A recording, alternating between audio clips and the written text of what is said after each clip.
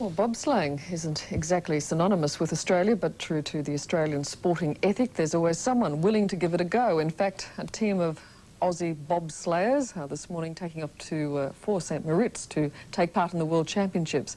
Our boys may be inexperienced compared to the Europeans who have been at bobsleighing for hundreds of years, but they're dead keen, as Greg Matthews discovered.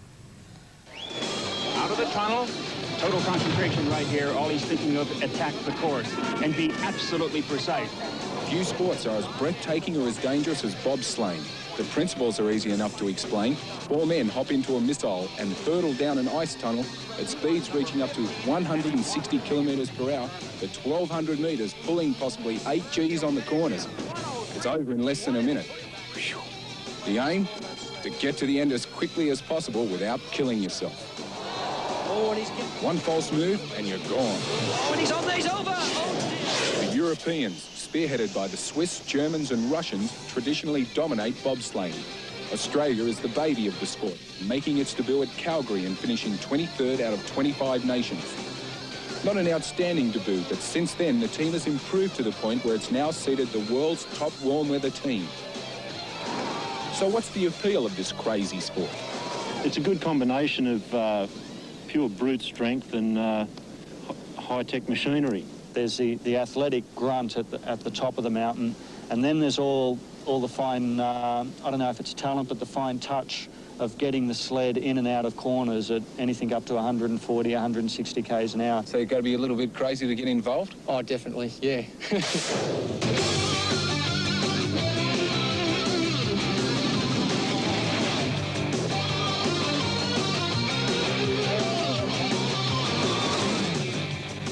It's rough, it's loud, it's pretty painful the first few times. Well, you get a lot of battery in your head from side to side on the side of the sleds, and the G-force is pushing your neck down. It's incredible. I can't really compare it to anything else I've ever done.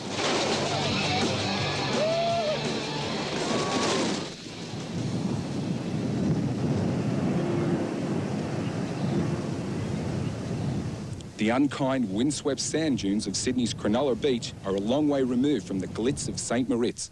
But this is where the Aussies slog it out, spending endless hours building up those calves and thighs.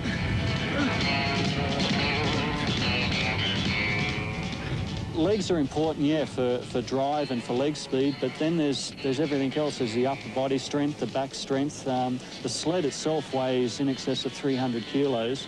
You're moving it from a standing start. You've only got about 40 or 50 metres to push it. And so on any Sunday morning, you won't find our boys sleeping in. They're down at an empty shopping complex car park practicing their starts over and over.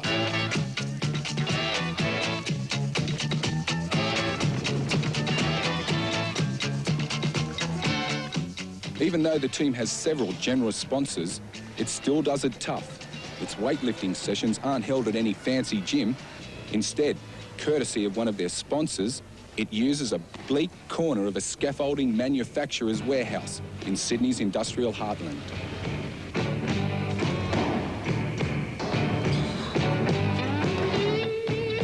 No pretty girls in tight leotards here, just the odd bemused worker taking a smoko. These guys remind me of the original Rocky, the battlers with lots of determination and guts. And just like Rocky, they're expected to knock off a few of their more fancied rivals in the coming season.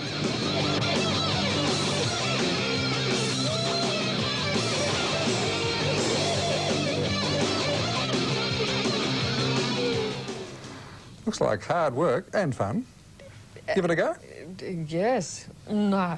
Not even in the car park? Nice uniforms. Nice Spider-Man lookalikes. Very nice. Coming up after the break, how to think creatively from the man who invented